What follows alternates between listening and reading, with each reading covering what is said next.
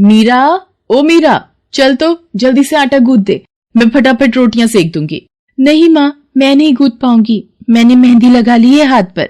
क्या? सुबह सुबह तू फिर मेहंदी लगाकर बैठ गई? बड़ी मक्कार है सच में, काम में मदद ना करनी पड़े इसलिए जब देखो मेहंदी लगाकर बैठ जाती है। चल जल्दी से हाथ धोकर आ मेरे पास, मुझे काम पर जाने के लिए देर हो रही है। माँ बस आज कर लो ना, देखो ना मैंने कितनी मेहनत से कितना सुंदर डिजाइन बनाया है। लेकिन जैसे ही उसकी नजर मीरा के हाथों पर पड़ती है, उसका गुस्सा पल भर में गायब हो जाता है। वो मीरा से कहती है, अरे वाह मीरा, तूने तो बड़ी सुंदर मेहंदी लगाई है। हाँ माँ, वो शांति दीदी ने मुझे एक किताब दी थी कल, उसमें बड़े सुंदर सुंदर डिजाइन बने हैं, बस उसी में से देखकर लगाई है मैंने। सुंदर है ना? हाँ बहुत सुंदर है। अरे लेकिन मुझे तो, ओफो, फिर लगा लिया ना तूने बातों में, पहले से ही देर हो रही है, ऊपर से तू भी मेहंदी लगाकर महारानी जैसे बैठ गई है। माँ तुम इतना परेशान क्यों होती हो? 1-2 घंटे में जब मेरी मेहंदी सूख जाएगी तो मैं घर के सारे काम कर दूंगी।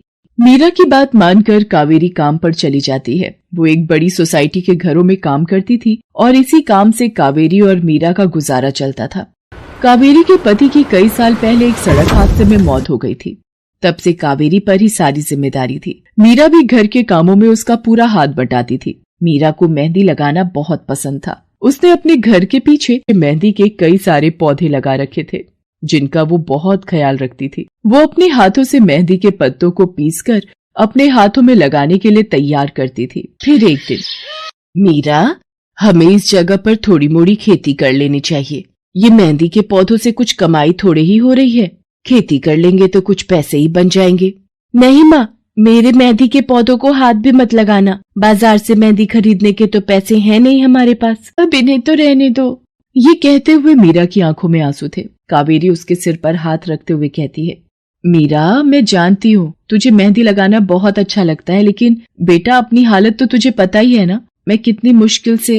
माँ सब समझती हूँ मैं, जाओ कर लो जो करना है। इतना कहकर मीरा रोते हुए वहाँ से चली जाती है। कावेरी को उसके लिए बुरा लग रहा था। वो मीरा की मेहंदी के पौधों को कुछ नहीं करती। ऐसे ही कई दिन गुजर जाते हैं। ज्यादा काम करने की वजह से कावेरी की तबीयत खराब रहने लगी। वो बहुत जल्दी जल्दी बीमार पड़ने लगी। तो मीरा ने उससे कहा, माँ तुम रहने दो, तुम्हें बुखार है, रात भर सोई नहीं हो, मैं चली जाती हूँ काम पर। नहीं मीरा, तू कैसे? ना नहीं, मैं ठीक हूँ, मैं जाती हूँ।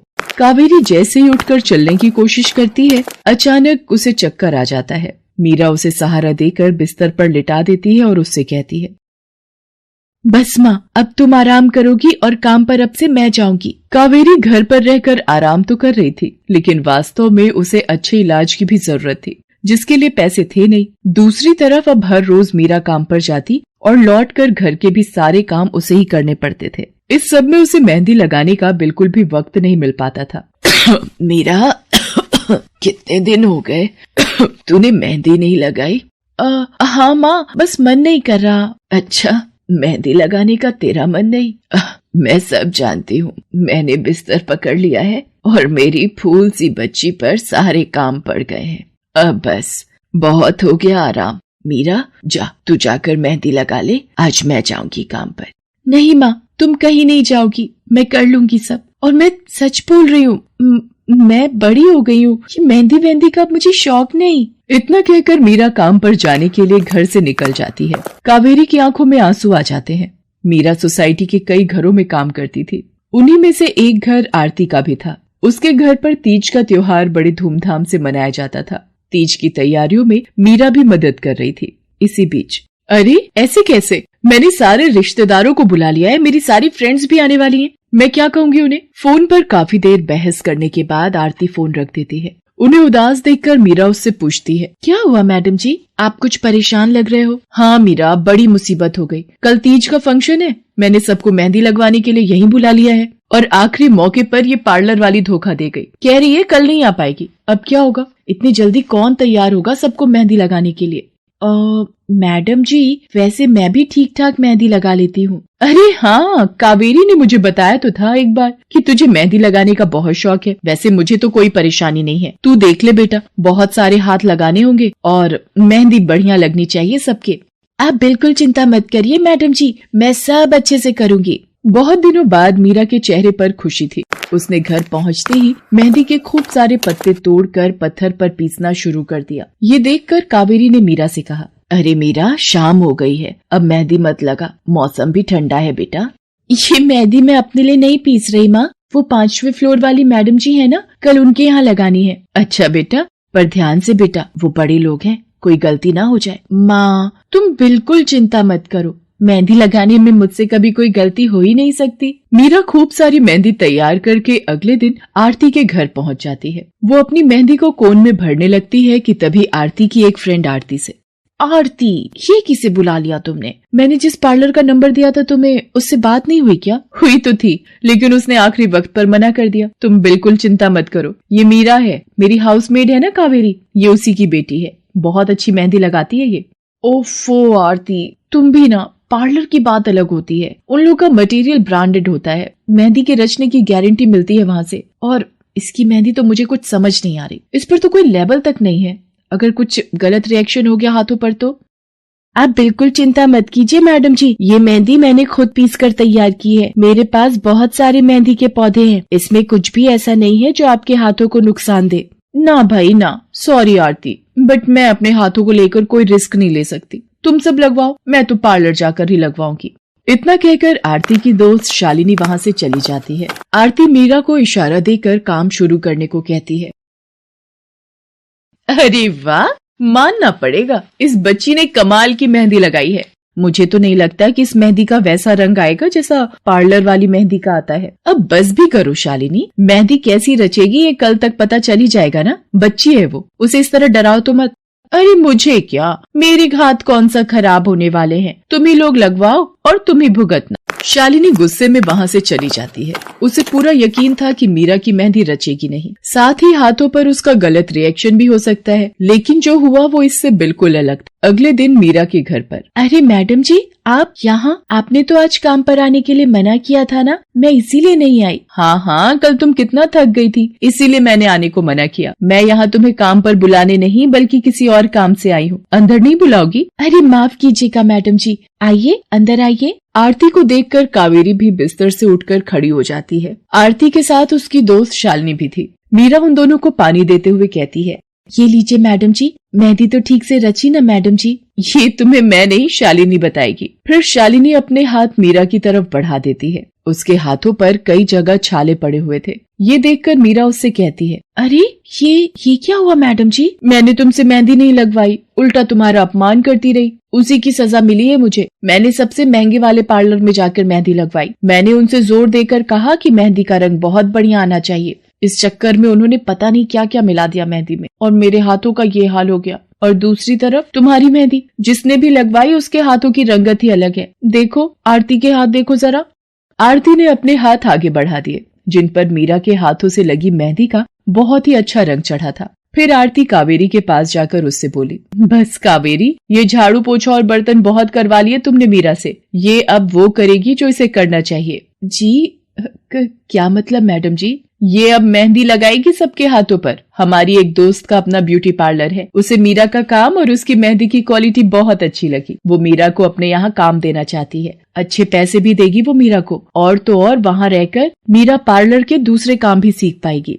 आरती की बात सुनकर कावेरी की आंखों में आंसू आ जाते हैं। वो हाथ जोड़कर आरती का शुक्रिया अदा करती है। मीरा भी बहुत खुश थी। अब न सिर्फ वो अपना मेहंदी लगाने का शौक पूरा कर सकती थी, बल्कि अच्छे पैसे कमाकर अपनी माँ का इलाज भी करवा सकती थी। एक समय की बात है, केशवपुर नामक गांव में सरला नाम की एक बूढ़ी विधवा औरत अपने बेटा बहू के साथ रहती थी। सरला की बहू जया स्वभाव से बहुत बुरी थी। वो रोजाना सरला से बात बात पर लड़ती रहती थी। सरला का पति किशन शहर में मजदूरी करता था, इसलिए वो कभी कभी ही गांव आ पाता था। किशन शहर से घर खर्चे के लिए पैसे भेजता तो 2 लिफाफे भेजता, एक अपनी माँ के नाम और एक अपनी पत्नी के नाम। पर जया सरला के पैसे भी अपने पास ही रख लेती थी। ऐसे ही एक दिन, ये सरला देवी और जया जी के नाम के मनी ऑर्डर हैं। लाओ लाओ भैया, जल्दी से मुझे दे दो। ये सरला देवी के हस्ताक्षर करके ही उन्हें मिलेगा। माँ जी आराम कर रही हैं, लाओ मैं अंगूठा लगवा कर लाती हूँ। ए बुढ़िया, जल्दी से इस कागज पर अंगूठा लगा दे। भैया मनी ऑर्डर मुझे दे दो। जया सारे पैसे अपने पास रख लेती है और अपने और बेटे बिट्टू के लिए खाने पीने की चीजें खरीद लाती है। माँ बहुत भूख लगी है। ये देख मैं तेरे लिए कितने सारे पकवान लाई हूँ, पूड़ी, छोले, समोसे, कचौड़ी। चल हम दोनों मिलकर खाते हैं, मजा आ जाएगा। जया बहू बहुत भूख लगी है, सुबह से कुछ भी नहीं खाया है। अगर थोड़ा सा कुछ खाने को मिल जाता तो। पता नहीं इस बुढ़िया को कितनी भूख लगती है, जब देखो हम माँ बेटे के खाने पर नजर लगाती रहती है। ये ले पकड़, आधी कचौड़ी दे रही हूँ, अब रात तक कुछ खाने को नहीं मिलेगा। और तुझे तो मैंने बोला था कि कपड़े धो देना, तेरे से अभी तक कपड़े नहीं धुले। ये कचौड़ी खाकर चुपचाप सारे कपड़े धो देना, नहीं तो मुझसे बुरा कोई नहीं होगा। बेचारी सरला कचौड़ी का एक टुकड़ा खाकर भला क्या पेट भरती, वो फिर से दोबारा काम पर लग जाती है। एक दिन किशन शहर से वापस आने वाला था। जया को पता था कि जब किशन सरला से पूछेगा कि वो उसे पैसे बराबर भेजता है तो उसे मिलते हैं या नहीं। ये बात सोचकर जया थोड़ा घबरा जाती है और वो सरला से कहती है, ओ बुढ़िया, अगर तूने अपने बेटे से कहा कि तुझे उसके भेजे हुए पैसे नहीं मिलते तो मुझसे बुरा कोई नहीं होगा। वो तो एक दिन रहकर चले जाएंगे, उसके बाद जो मैं तेरा हाल करूंगी ना, फिर तू देखती रह जाएगी। इसलिए अपने बेटे के सामने दुखड़े रोने की कोशिश मत करना। नहीं बहू, मैं किशन को कुछ नहीं कहूंगी। माँ मैंने तुम्हें पैसे भेजे थे, वो तुम्हें मिल गए थे ना? अरे आप बिना कैसी बातें करते हो, माँ जी को मैं बराबर से पैसे देती रहती हूँ। माँ जी ये लो गरम गरम पनीर के पकौड़े, आप भी खाओ। किशन 2 दिन रहकर शहर वापस चला जाता है। जया फिर से अपने रूप में आ जाती है। दिन भर सरला काम करके एक दिन चक्की से आटा पिसवा कर लौट रही थी कि अचानक उसे चक्कर आ जाते हैं। रिक्शा में जाती एक लड़की देख लेती है। भैया इन्हें उठाने में मेरी मदद करो, बेचारी पता नहीं कौन है। सुमन ये तेरे साथ कौन है? ये रास्ते में बेहोश हो गई थी, मैं इन्हें घर ले आई, लगता है इन्हें होश आ गया है। अब कैसा लग रहा है आपको? मैं ठीक हूँ बेटी, तुम्हारा बहुत बहुत शुक्रिया बेटी। माँ जी आप इतनी भारी आटे की बोरी अकेले ही उठा कर ले जा रही थी, आपके बच्चे या कोई? सरला की आंखों में आंसू आ जाते हैं, वो रो पड़ती है। माँ जी कोई परेशानी है तो आप हमसे कह सकते हो, मुझे लग रहा है आप बहुत परेशानी में हो। क्या करूं बेटी, मैं इस जीवन से हार गई हूँ। सरला के दुख का घड़ा फूट जाता है और वो सारा दुख सुमन और बाकी लड़कियों को बताती है। अब इस संसार में जीने की कोई इच्छा नहीं है मेरी। माँ जी ऐसा मत सोचिए, आप जीवन से यूं निराश मत होइए। अब आप अपनी बहू के पास वापस मत जाना, आप यहाँ हमारे साथ रहो। बेटी तुम बहुत अच्छी हो, भगवान तुम्हारा भला करे। तुम लोग यहाँ गांव में रहती हो क्या? जी माँ जी हम मेहंदी वाली हैं, हम लोग मेहंदी लगाने का काम करती हैं और आसपास के गांव और शहरों में मेहंदी लगाने जाती हैं। क्या मैं भी ये काम सीख सकती हूँ?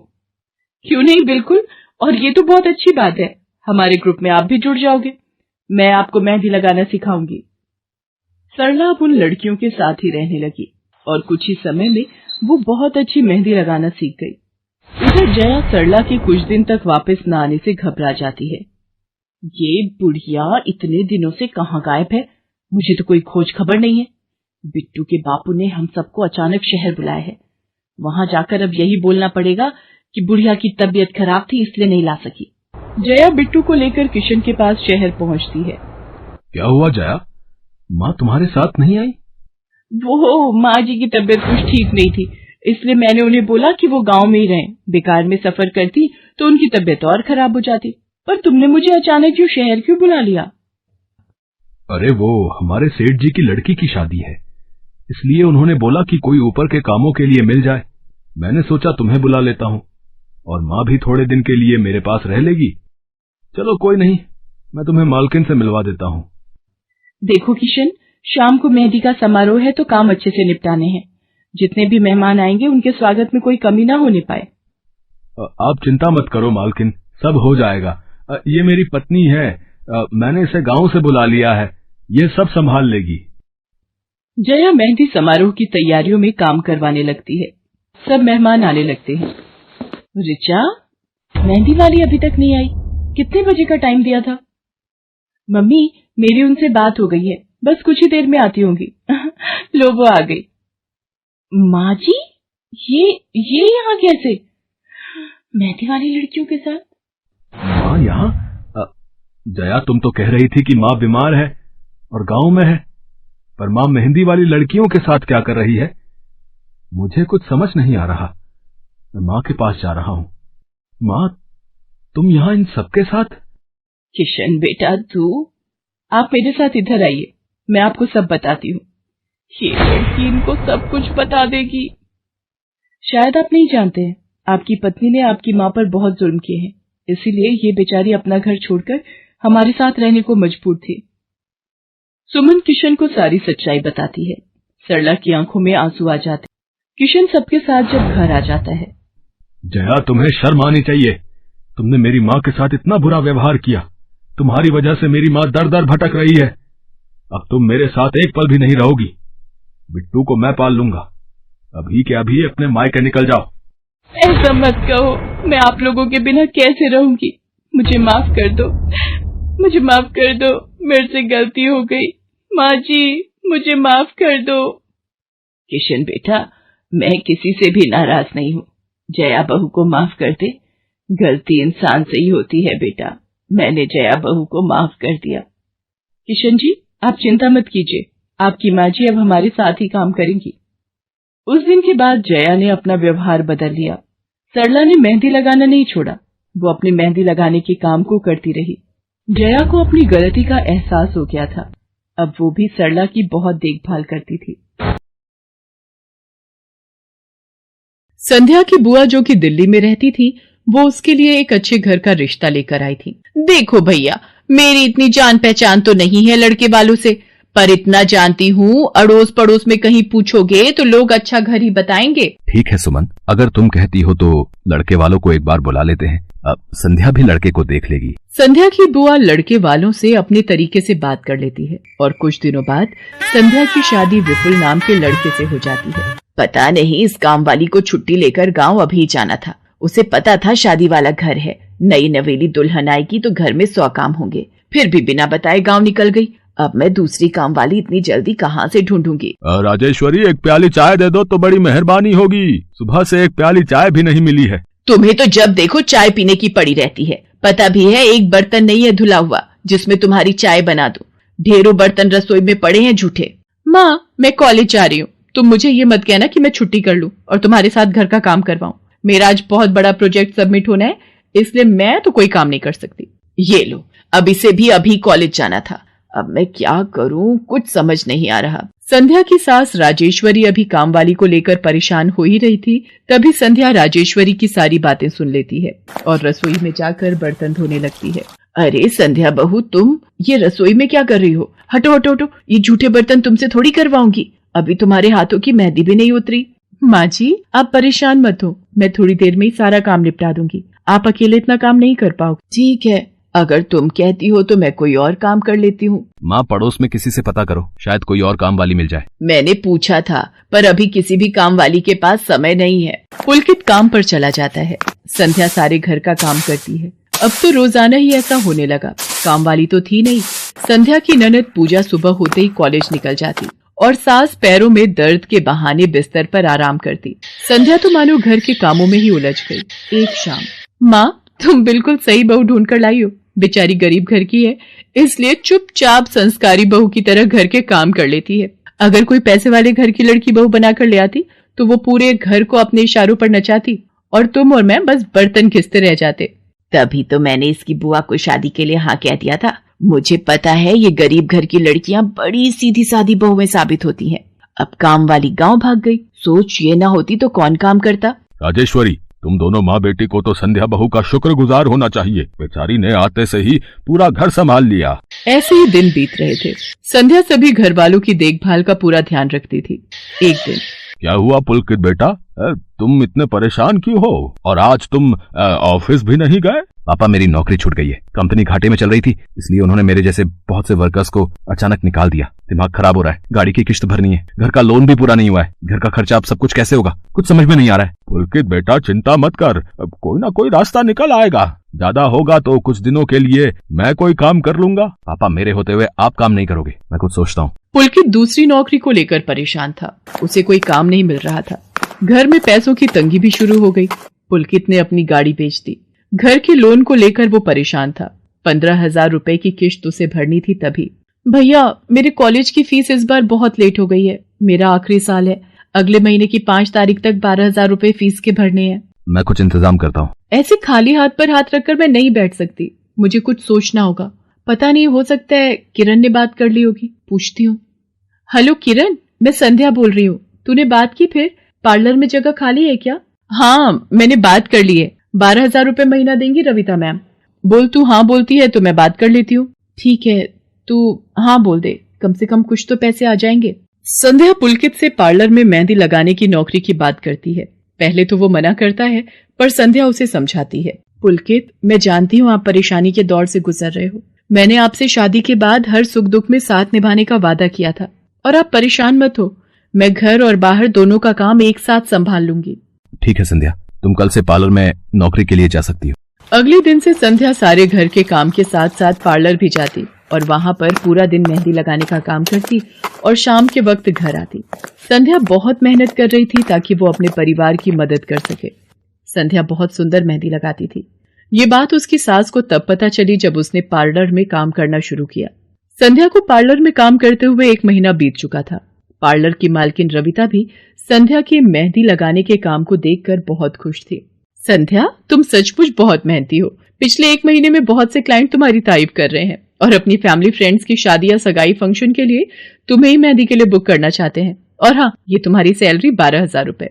बाकी ये तुमने ओवर टाइम भी शादी के सीजन में बहुत किया है, उसके 6,000 रुपए अलग से दे रही हूँ। थैंक यू मैम, आपने मेरे काम की इतनी तारीफ की। मैं तो बस भगवान की कृपा से मेहनत से करती हूँ। संध्या घर आ जाती है और 12,000 रुपए पूजा के हाथ में रखती है। पूजा, ये तुम्हारी कॉलेज की फीस के पैसे, तुम कल ही अपनी फीस जमा कर देना। भाभी, ये तो आपकी मेहनत की कमाई है, आप ये सारे पैसे मुझे दे रहे हो? नहीं नहीं भाभी। पूजा, तुम मुझे अपनी भाभी कहती हो ना, और भाभी तो माँ समान होती है, तो क्या तुम अपनी भाभी माँ के पैसे नहीं लोगी? तुम अपने भैया से भी तो लेती हो ना।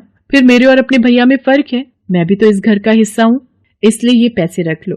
मुझे माफ कर दो भाभी, मैंने ना जाने आपके बारे में क्या क्या गलत सोचा। पुलकित को भी दूसरी नौकरी मिल जाती है। अब संध्या और पुलकित दोनों मिलकर काम करते थे। राजेश्वरी और पूजा भी अब संध्या की घर के कामों में बहुत मदद करती थी। परिवार में खुशियां फिर से लौट आई थी।